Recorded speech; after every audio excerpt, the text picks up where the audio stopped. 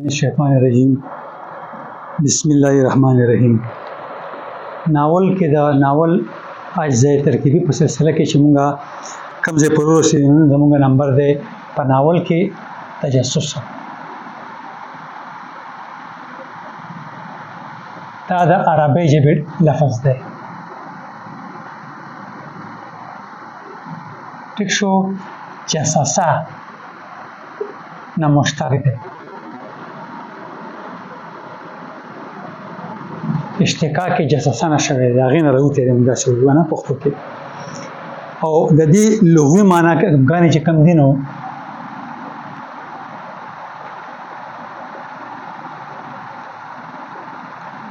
تلاش، حقیقت،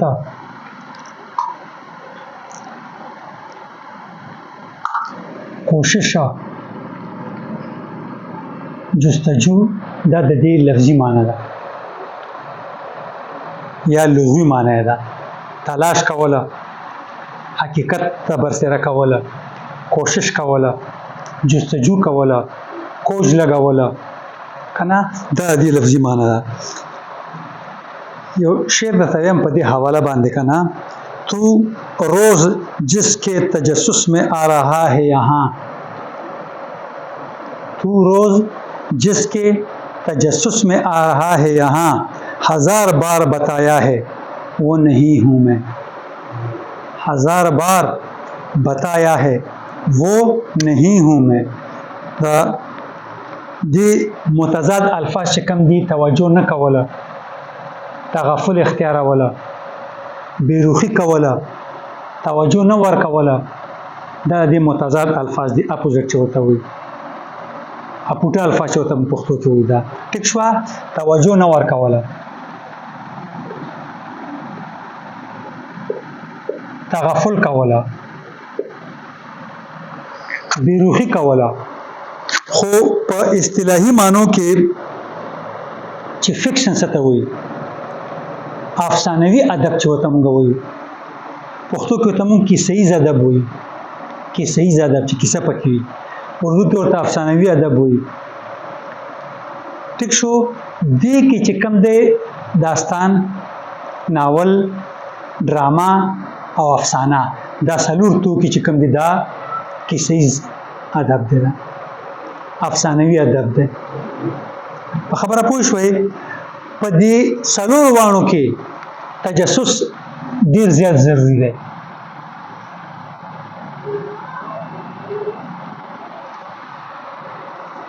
تجسس تلوسه هم ورته پښتو کې وایي، انګلیس کې ورته سسپنس وایي. سسپنس اردو کې ورته تجسس وایي، پښتو کې ورته مونږ تلوسه وایو. دا څلور فکشن چې کوم دي کیسه ییز ادب، دې دپاره تجسس په انتها ضروري دی. د دې مطلب دا دی تجسس په اصطلاح کې لغوي معنی نه، لغوي نه اصطلاحي معنی.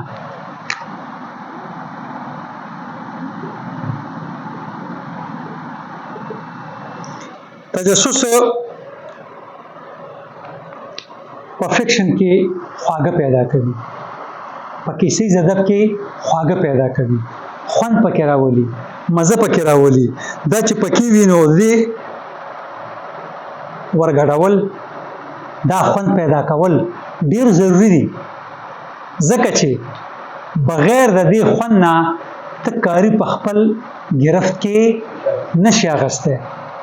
که ته وایې چې کاري دې ما نه سره مو نه ګرئ، نو تجسس ته به ټوله توجه ورکوي، دې نه بغیر کار نه کېږي. او که نه ستا ناول افسانه یو پیراګراف یا دو پیراګرافه کاري ولولي او بیا کتاب لړه کړي، نو دې مطلب دا دی چې ته خپل کاري نشي پیدا کولی او ستا په دې لیک کې تجسس یا تلوسه نشته دی. ټیک شو. په ناول کې یوې واقعې نه پس بله واقعه راځي. ناول کې افسانه هم یو واقعه باندې مشتمله وي. نو په ناول کې یو واقعه نه پس چې بله واقعه کومه راځي، دا واقعیت چې دی په دې واقعاتو کې تجسس چې دی دا خوند پیدا کوي. یو واقع راغله تیره شوه به بله راځي، خو دا بله واقع چې راځي نو تجسس پکې څه کوي؟ خوند پیدا کوي. قریب چې په دې واقع کې به څه کېږي. په ساده الفاظو کې موږ دا وایو چې کله قریب په دې کشمکش کې مبتلا شي چې اوس به څه کېږي؟ اوس به څه کېږي؟ د جنگ منظر دی، د دوو قومونو، د دوو مذهبونو، د دوو فرقو، د دوو نظریو ترمنځ جنگ دی. یو خو به ګټي که نه؟ خو قریب تجسس کې چې کومه به ګټي؟ زه مسلمان یم، ټیک ده که نه؟ او زه چې کوم دی پوه شوې د غزوه احد واقعه لولم لګیم، زما خواهش به څه وي چې څوک یې وګټي؟ مسلمان یې وګټي. خو هلته کې زه جنګ میدان کې ګورم او کافر هم غالب دی، تورې چلی، نو زه بړه کې یېرېږم چې اوس به څه کېږي؟ څوک به ګټي؟ دا تجسس دی، دا تلوسه ده. نو دا په دې کې څه کوي؟ خوند پکې پیدا کوي چې اوس به څه کېږي. او دا کردارونه به څه کوي؟ څه واقعه به راپېښېږي؟ یو تاسو که وګورئ، لږ زه په دې خبره مزید مخکې بوځم، که پریس میډیا ده که الکترونیک میډیا ده،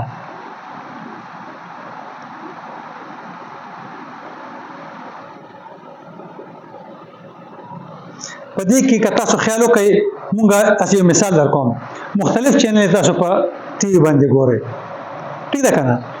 هر چینل خپل پریزنټیشن کوي، خو د هر چینل کوشش څه وي چې زما کتونکي دي زیات شي، ټیک ده که داسې نه ده؟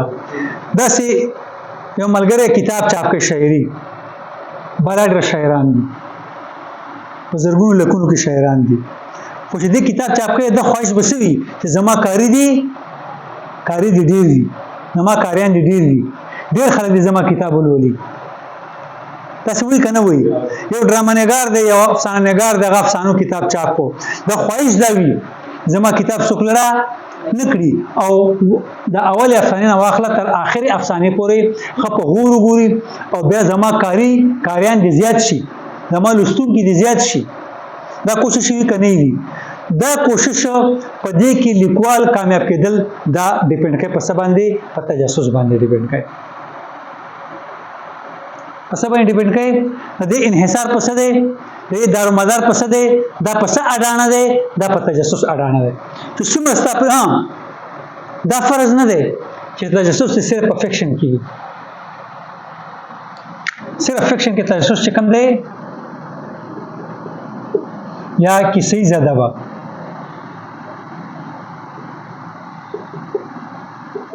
په کیسې زده کې صرف تجسس نه، دا موږ په نظم کې هم ساتو، په څه کې؟ نظم کې هم دا موږ ساتو. غزل کې لږ مشکل وي که نه، ځکه چې دوه مصري او پوره یونټ یو شعر، خو بیا هم داسې استادان شته چې دویم مصري ته کاري راځي چې اوس به څه وي، دویم مصري کې به دې څه وایي.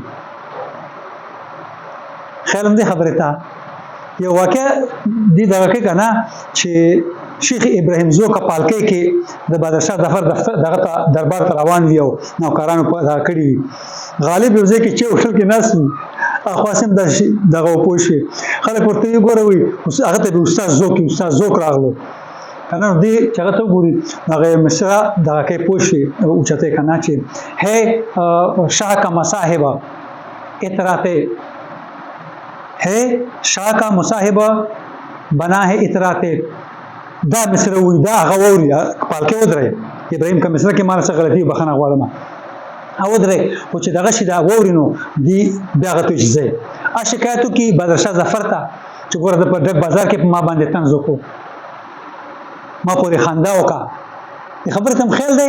نو دې مشاعره جوړه کړي، چې مشاعره جوړه کړي دربار کې، مشاعره ټول شاعران به مومن او غالب او ذوق او بله دغه زمانې چې کوم شاعران وي، نو دې کې یو ټیم کې دغه دته خو شکایت شوي بازار ظفر ته ناست وي، غالب ته وایي چې ته رښتیا مختصر کومه خبره، ته رښتیا بازار کې په ده پورې خندا کړې وه، مصره دې ویلې وه؟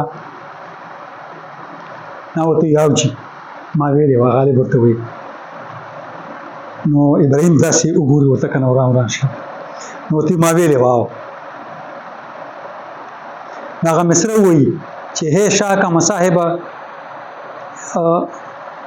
یو لفظ د ما نه هېرېږي، خو اطراتے دومره د باچا ملګری دغه یې دوست دی، ځکه دومره په تکبر او په غرور کې روان دی، مطلب یې دا دی که نه.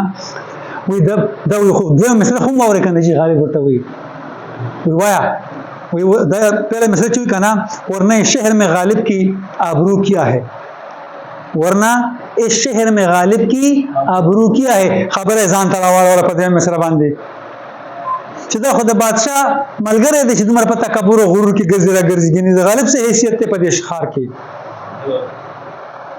نو ابراهیم زو کوم وتل سونو پر کې ټول خلک او حیران شي نو دا غدې مصر دا تجسس چې څه ویل شي په تجسس پوه شي کنه چې دوی مصر غپريږي چې کله حالت وي نو خلک حیران شي دی بوسه وي پہلے مصر کې خدا هغه باندې تم زکو خندا ور پورې وکا خو دوی مصر کې بدې سوي دوی مصر داسي وي چې وینو هغه تجسس دلته کې راخکار شي نو په غزل کې وي په نظم کې وي کته سو خیال کوي نظم روان وي په اخر دوه مصرو کې یا په اخر دوه شیرونو کې خبره سرګند شي ته په ذهن کې چې دا په پلان کې خبره کې اډرس خبره بل طرف ته لاړ شي دا څه کنه وي دا نو دا تجسس چې کوم دی دا په نظم کې وي دا په ادب کې دی خو د کیسې ادب د پاره دا ډیر ضروری دی نو دا رنګي هر اخبار دا کوشش کوي چې زما اخبار ډیر خرڅ شي نو څنګه به خرڅ شي چې دا لوستون کې ډیر وي لوستون کې به څنګه ډیر وي چې دا پریزنټیشن باندې دار وي دا په خبرونو کې تجسس وي دا رنګي شاعري شو دا رنګي نثر شو نو چې کم سیز ادب تخلیق کوي نو پاره کې تجسس پکار دی او دا تجسس یو داسې شی دی چې دې کاری بالکل مضبوط نشي کله کله کتا څو خیال کړی وي زه خپل تجربه کوم زه کتاب لولم او وروړي ته ماته یو راځه وروټه تیار راشه وروټه زم درځم ښه زم د پیراګراف ما بده کې څه دی اچو ما بل هغه سره ترلې چوز بس کی ما بل پیراګراف ته را کوشم هغه نه وروټه خړلې وي او زه په دې کې لګیم بیا اخر بیا مجبور شم چې ډیر وازونه راځي کتاب بند کوم وروټه تاسو وروټه وکړم دا غته تجسس ته چې کاری سرګرولو ته نه پریدي نو دا د ناول د افسانه د ډرامې او د داستان اهم توګه ده په دې متعلق کته سره ځین کې څنګه سوال وي تاسو کولای شئ